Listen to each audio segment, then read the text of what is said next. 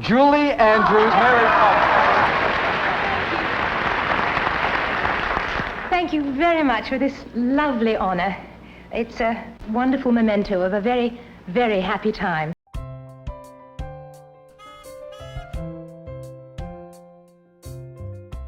Good morning, everybody. Welcome to MotorHome Beep Beep. My name is Alan and I'm here to find the final resting place of Mary Poppins. No, it's not. It's Pamela Lyndon Travers. She's the real Mary Poppins. She was the lady who wrote the books. So without her, we'd never have the Mary Poppins we all loved when we were children. And I'm in a beautiful little spot. Just going to spin the camera for you. Look. That is Epile Island, E-L. Rod Stewart used to sing there. That's where he started off with Long John Baldry. And behind me, this is St Mary's Church. Very nice. That's where I've been for the night. So we're going to head round the corner and find our Mary Poppins. Yeah. So Pamela Lyndon Travers, OBE, was really called Helen Lyndon Goff, but she changed her name, and altogether she wrote 8 Mary Poppins books. The thing was that this was in 1925 when the first one was published, but the story really came to fruition when the film came out in 1964, obviously. And it was a beautiful film. I mean, I remember seeing it as a kid and I just loved it. I love Feed the Birds, the song at the end. Absolutely gorgeous film. But the story of how Walt Disney got her to accept to make the film, to get the rights to make the film, God, it was atrocious. The woman was so difficult to deal with. It's a good film. You want to watch it if you get the chance. Here we are. This is the church coming up. I'll spin it. Nice little spot because this is Twickenham, so it's really busy up there, but look at the church. It's like a little oasis of quiet. Beautiful spot. Great spot for the night, honestly. You sort of come from the throng of all that lot into this tranquil little place. Super. I'm going to refer to her as Pamela because in the film it was quite funny. She kept saying to Walt Disney, "Call me Mrs. Travers." You know, she was very prim and proper and very, very difficult to deal with. I couldn't believe the amount of effort it took for him to persuade her. He flew her to America and he got in there. He's got all his team of writers ready to go to do the songs. And she started with all these stipulations about what they couldn't do with the film. Firstly, they could not have any music in it. They couldn't have any animation in it. And you're not going to believe this one. She said, I don't want any red in the film. So Walt Disney looked at her and he said, What? And then he tried to keep himself calm and he said, what? He said, we're filming in London. What if a bus drives past or anything? You can't make a film without the colour red. He said, why anyway? So she said, I've just decided I don't like the colour red. You know, and it went on like that. Oh, God. How he managed to keep calm, I have no idea. Amazing. It was an achievement that he actually got the rights. And there is a reason why he did, which I'll explain. Look at the church. It's quite beautiful, isn't it? Yeah. So where is the garden for the Garden of Commemorance? Let's have a look. So I'm not sure where the Garden of Remembrance is, but we'll have a walk around. Anyway, he struggled with Walt Disney.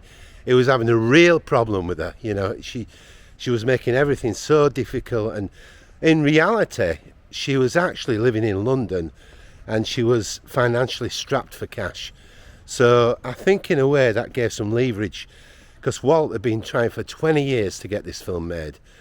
So he'd got her there. She's making his life basically terrible, and he wasn't really getting anywhere. And you'd have to see the film to get all the gist of this, but to condense it down, it got to the point where she decided that was that. She wasn't going to go ahead with it. They'd almost got her on board. They'd got her to admit that there could be some songs in it, but then she found out there was going to be animated penguins in the dance scene with remember Dick Van Dyke and Mary Poppins. So when she found out she'd been lied to and animation was going to be in the film, oh my God, suddenly that was it, she was off. And you know, one of the first things about Mary Poppins is that she never explains. I'm looking forward to seeing what he has done tonight very much. Well, I won't hold you any longer. Thank you so much for coming to our microphone, the author of Mary Poppins. Thank you. Bye-bye. I did love the songs in Mary Poppins, and as a kid, what was that weird one? With Dick Van Dyke with the penguins, the one that she really hated, didn't she? How did it go now? Supercalifragilisticexpialidocious. Even though the sound of it may sound something quite atrocious, if you say it loud enough, you'll always sound precocious. Supercalifragilisticexpialidocious. Diddly. Oh God, that'll scared everybody off, won't it? But the one that made me cry when I was 6 was Feed the Birds, wasn't it? And it's so lovely. I mean, she's such a beautiful voice, like me, Julie Andrews. You know, she feed the birds, tuppence a bag. Tuppence a bag. Feed the birds, see how they fly. I think that's enough of that, isn't it? Oh my God.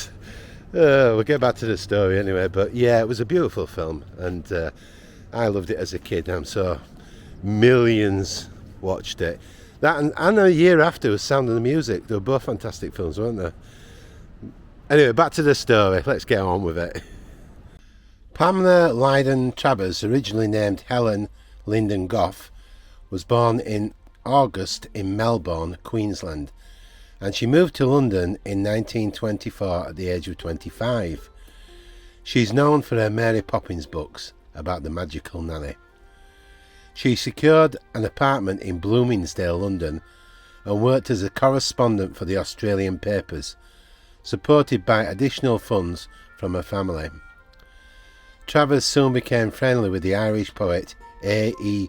George William Russell, who published some of her poems, Irish statesman. He introduced her to W.B. Yeats, whose verses have been highly influential in her style and personal beliefs. From 1933 to 1949, she wrote drama, film, and literary criticism for the New English Weekly. Her letters from a trip to the USSR were collected as Moscow's Excursion, 1934, her first book. Travers' second book, Mary Poppins, 1934, about the supernatural nanny who arrived in the wind to take care of the bank's children, was an immediate international success. She went on to write a total of 8 about Mary Poppins. Her first Poppins book was the basis for the musical film Mary Poppins in 1964, which starred Julie Andrews as Poppins and Dick Van Dyke as Bert, her best friend. Travers' contentious business relationship with Walt Disney, who purchased the rights in 1960, and her efforts to ensure that her work was faithfully translated to the screen, were fictionalised in the film Saving Mr. Banks. Travers frequently expressed her unhappiness with the saccharine depiction of Poppins in the Disney adaptation, although the deal made her quite wealthy. She did, however, sanction the development of the stage musical version with Julie Fellows. It debuted in 2004 in Bristol, England, after her death. Amid the success of the Poppins series, Travers continued to write prolifically for periodicals and penned several volumes about her early life and about the mythology. Aunt Sass, 1941, paid tribute to her great-aunt, Helen Christina Moorhead, who supported her family, whose indomitable personality had served as the inspiration for Mary Poppins. Travers never married, but she was romantically involved with both men and women. She adopted a son from an impoverished acquaintance of Yeats. He was one of a pair of twins. She told him she was his birth mother, and he did not discover her fabrication till he was 17, when the twin appeared at the door. During World War II, Travers worked in the British Ministry of Information. In 1977, her papers reside in the Michelin Library at the Australian State Liberty of New South Wales in Sydney. She was created as an officer of the Order of the British Empire, OBE. she decided when she found out there was going to be animation in it, the penguins were going to dance with Dick Van Dyke and Mary Poppins. She blew her top and she said that's it, and she flew back home. He suddenly found out that she'd had this troubled life when she was young. Her father, who was a banker, was a raging alcoholic, and he died. And it caused her psychological problems, basically. But Walt had never told her that he'd had problems when he was young. His father made him deliver 1,000 papers in the afternoon, 1,000 papers in the morning, and that was in blizzards in America. So he'd had a really tough life at Walt Disney as well. And he suddenly saw like a kindredship between them. So he jumped on the next plane, which was really hard to do. And I think I'm there, by the way. This looks like the spot it could be. Look. So what he does, he flies back to England on the next plane just after, which was quite an achievement to get on the plane. And he went to her home. Of course, she was very surprised to see him immediately back. And he hit her on the right level. He had this connection with her now, because she also had the same problem. These are the gates to go in, look. And basically, because he was on her level with this, he said, how can we deprive all these children of such a beautiful film and all this happiness in all these cinemas up and down the world? How can we do that by just not granting the rights to the film? Children should be happy, you know. And of course, they both had this, memory of the hardness of their life, and it swayed her. And of course, the money. She needed the money, really, but he didn't know that, I don't think. So she signed, and he got his rights to make the film. Not that she was that happy when she saw it. You know, she was grimacing in the cinema with the penguins dancing and all that kind of thing. She didn't like the animation. She didn't like the candy floss as she saw Walt Disney's productions, but Walt Disney saw it from a different level. He saw it as children being happy, which I do too. Anyway, let's go in. Let's go in and approach. We've got the gates here. I'm going to swing it round because I've not been in yet. And there we go. Now, I actually know the location because there is a little map, and I know, for once, I know exactly where this is going to be. But I promise you, I've not seen it yet. My truth is my bond. So it should be somewhere in this corner. Quite exciting when you first get here. Can't see it.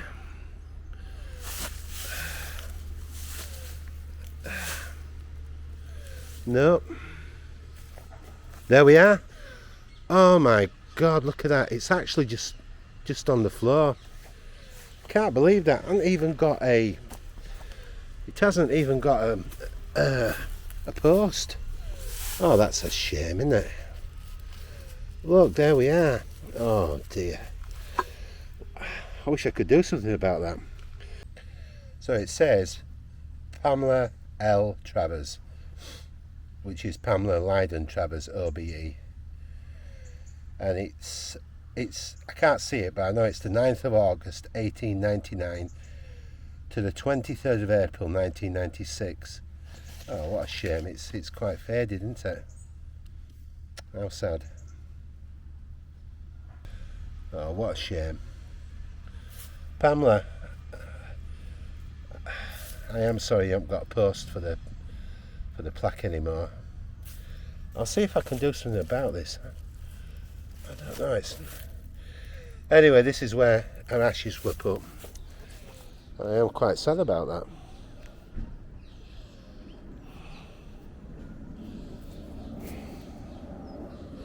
That's a shame, that. I mean, she was such a significant writer, and she, without her we'd have no Mary Poppins, and she hadn't even got, a post anymore. Okay, it's time for the MotorHome Beat Beat flower. It's not a real one, as I say. I don't like killing real flowers. So this is for Pamela. Here we go. That's it, get in the right spot. Push it down well. That's it. There we are, Pamela.